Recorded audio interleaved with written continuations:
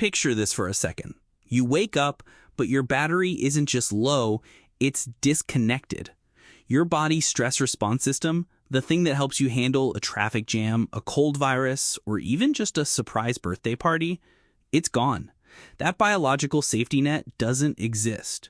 And the kicker is, to the outside world, you might look perfectly fine. But inside, your body is essentially operating without an alternator. The engine is running, but nothing is recharging the battery while you drive. Exactly. Today we are digging into a reality that thousands of people live with every single day. We're talking about adrenal insufficiency, or AI. But we aren't just doing a medical textbook definition. We are looking at a guide from My Adrenal Life that completely reframes the concept of self-care for this community. It posits that for these patients, self-care isn't a luxury. It's not a spa day. It is literally a survival mechanism. This is such an important distinction, Jake. When most of us hear self-care, we think of face masks, maybe a glass of wine, treating yourself.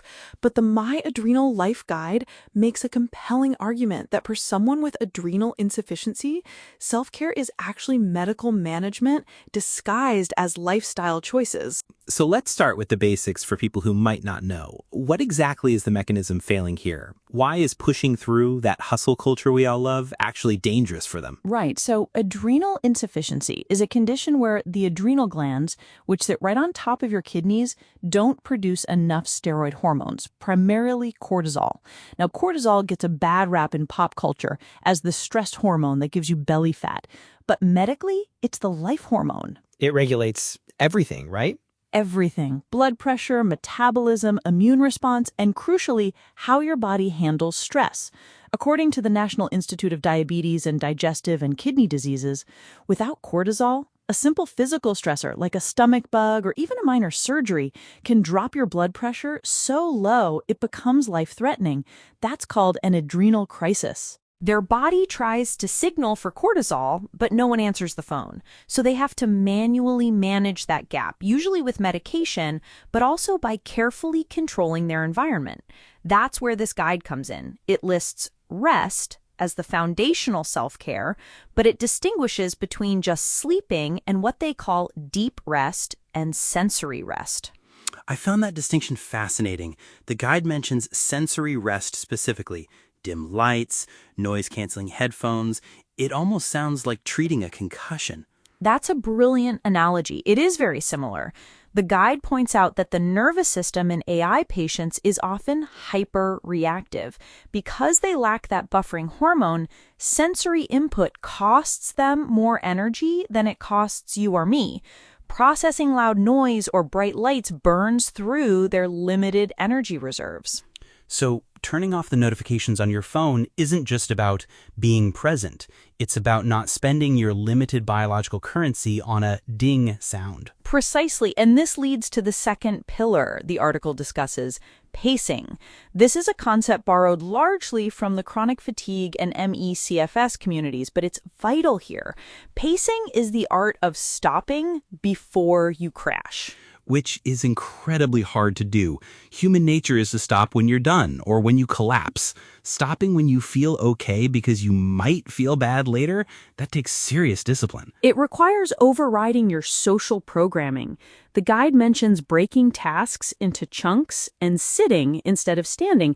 That sounds minor, but biologically, standing requires vascular compensation that relies partly on, you guessed it, cortisol. So simply sitting down to chop vegetables is a medical intervention. It's wild how much we take that automatic regulation for granted. Let's talk about nutrition. The guide has a specific phrase, food becomes medicine, but it's not talking about kale smoothies necessarily. It's talking about sodium and frequency. Yes, this is where AI diets differ from the standard healthy advice. First, sodium. In many forms of adrenal insufficiency, specifically Addison's disease, the body also lacks aldosterone, the hormone that holds onto salt. So these patients often need to consume high amounts of salt just to keep their blood volume up and stay upright. So while the rest of us are looking for low sodium labels, they might be literally eating salt straight? Sometimes, yes, or drinking electrolyte solutions constantly. The guide also emphasizes blood sugar stability. Without cortisol, you are prone to hypoglycemia, low blood sugar. Cortisol helps release stored glucose from the liver. Without it, if you skip a meal, your blood sugar can tank dangerously fast. So intermittent fasting, which is huge right now, could actually be dangerous for someone with AI. Right. The guide says avoid long fasting and protein every meal. It's about keeping that baseline steady because the body can't self-correct the dips. Now, moving to the medical self-care section, this felt heavy. It wasn't just take your pills. It mentioned things like stress dosing and carrying an emergency injection. This is the non-negotiable part. Stress dosing means taking extra hydrocortisone, which replaces the cortisol, when the body is under physical or emotional duress. The guide calls this protecting your life. If they break a bone, get the flu, or even have a massive emotional fight, they have to chemically replicate what a healthy body does automatically. It's like being your own pancreas for a diabetic, but for stress. You have to constantly calculate, is this event stressful enough to need more medication? That sounds exhausting. The mental load of that alone. It's a massive cognitive burden, and that segues perfectly into the emotional self-care section. The guide validates that having a chronic illness is loss. There is grief involved. It suggests therapy not just because it's good to talk, but because emotional regulation lowers the cortisol demand. That's the recurring theme, isn't it? Everything comes back to cortisol economics. If you cry, you use cortisol. If you rage, you use cortisol. So staying emotionally regulated isn't just about being zen, it's about not running out of gas. Exactly. It's physiological budgeting. The guide mentions social self-care in this context too, choosing people who understand, setting boundaries, saying no.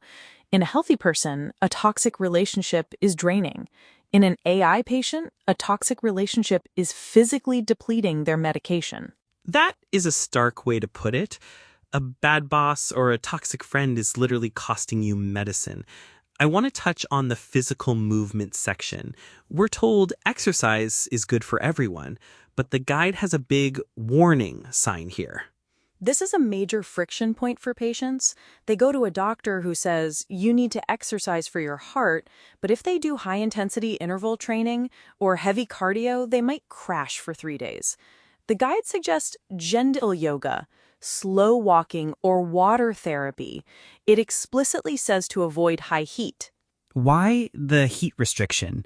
I saw that in the spa section too, avoiding saunas. Heat causes vasodilation. Your blood vessels expand to cool you down. This drops blood pressure. If you have AI, your blood pressure is likely already fragile. A sauna could cause a faint or a crisis. Plus, sweating causes sodium loss, which, as we discussed, is already a problem. So the hot yoga trend, a likely no-go for this group. So, looking at the spa section, they recommend things like lymphatic drainage or red light therapy, but warn against deep tissue massage. Why? A deep tissue massage feels great. It feels great because it breaks down muscle tissue to rebuild it. That breaking down, that releases toxins and inflammation into the bloodstream. A healthy body floods the system with cortisol to manage that inflammation. An AI body can't. So a deep tissue massage can actually trigger a flu-like crash. It's incredible. Every standard piece of wellness advice has to be vetted through this specific lens. The guide also brought up something I hadn't considered: spiritual self-care. It frames prayer or meditation as biology. It says peace reduces cortisol needs. It's real biology. And that is scientifically sound. When you enter a state of parasympathetic dominance, that rest and digest mode we get from prayer, meditation, or deep breathing, you lower the body's demand for stress hormones. For an AI patient, finding peace isn't just spiritual, it preserves their physical stability. I want to circle back to something the guide mentioned: self-care during flare days. It talks about reaching for comfort items, dimming lights, and softening your schedule. It frames these days not as failures, but as signals. That reframing is crucial. In chronic illness, there's a lot of guilt. I'm not productive today. I'm letting people down. The guide flips it. The flare's your body communicating that it's out of resources. Responding to it isn't giving up. It's the only responsible management strategy. It's avoiding the hospital. This brings up a tension I want to explore. We live in a world that values consistency. You show up at 9 a.m. every day, you perform. But this condition is inherently inconsistent. How does someone reconcile the art of self-care with, well, having a job or raising kids? That is the million-dollar question. And frankly, many people with severe AI struggle to maintain traditional 9-to-5 employment for this exact reason. But for those who do, or for parents, it requires radical transparency and advocacy. It means telling your employer, I can work hard, but I need to sit while I do it, or I need flexible hours. The guide calls it advocating for the conditions your body needs. It's almost like they have to become the project manager of their own physiology. 100%. And the stakes of bad management are immediate. If I manage my time poorly, I miss a deadline. If they manage their energy poorly, they end up in the ER with an IV line. The guide mentions preventing crisis by listening when your body whispers, so it doesn't have to scream. That is such a powerful line for everyone, honestly. It really is. Reading this, I kept thinking about the spoon theory, that concept. Yes, Christine Miserando's theory, the idea that you start the day with a set number of spoons, energy units, and everything you do, showering, driving, working, costs a spoon. When you're out, you're out. This My Adrenal Life guide is essentially a manual on how to hoard your spoons. Right. And it challenges the listener, if you're a friend or family member of someone with AI, to respect that hoarding. If they leave the party early, it's not because they're bored. It's because they are protecting their health. Exactly. The guide explicitly says, leaving early without guilt is a form of self-care, but that only works if the people around them don't induce the guilt. It takes a village to support someone with AI. There was a note in the medical section about advocating for tests. It listed things like ACTH, sodium, potassium, thyroid. Why is that advocacy piece so heavy? Shouldn't doctors just know to do that? You would hope so, but AI is considered a rare disease. Many general practitioners might see 1 or 2 cases in their entire career. Even endocrinologists sometimes focus heavily on diabetes and thyroid issues, which are much more common. Patients often find themselves having to educate their own providers or remind them to check electrolytes. That's why the guide emphasizes medical self-care as an active, almost aggressive protective stance. It's tiring just thinking about it. Being sick is a full-time job. And that's why the gentle boundaries section is so vital. If you are spending all your energy managing your medical care, you don't have energy for drama. You don't have energy for people who demand you push through. The guide frames self-care as honoring the body you live in, a body doing the work of 2 systems now. That really struck me. It's doing its own job, plus the job of the missing cortisol. That is a profound way to look at it. It's not a broken body, it's an overworked body. Yes, and that shift in perspective changes everything. If you see your body as broken, you might hate it or fight it. If you see it as overworked and trying its best, you treat it with compassion. You give it the rest, the salt, the boundaries it needs. The guide ends with a very direct statement. Self-care with adrenal insufficiency is not indulgent. It's not luxury, it's survival. It feels like a permission slip. It is. It's a permission slip to opt out of the hustle, to opt out of the no pain, no gain mentality. Because for this group, pain doesn't lead to gain, it leads to crisis. We've covered the physical, the emotional, the medical. Is there any aspect of this guide that you think applies to the general population, or is this strictly for the AI community? Oh, I think there is a massive lesson here for everyone. We live in a chronically stressed society. Our cortisol is constantly spiked.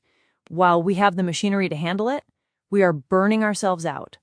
The principles here, pacing, sensory rest, listening to the whispers of the body, would benefit every single person listening.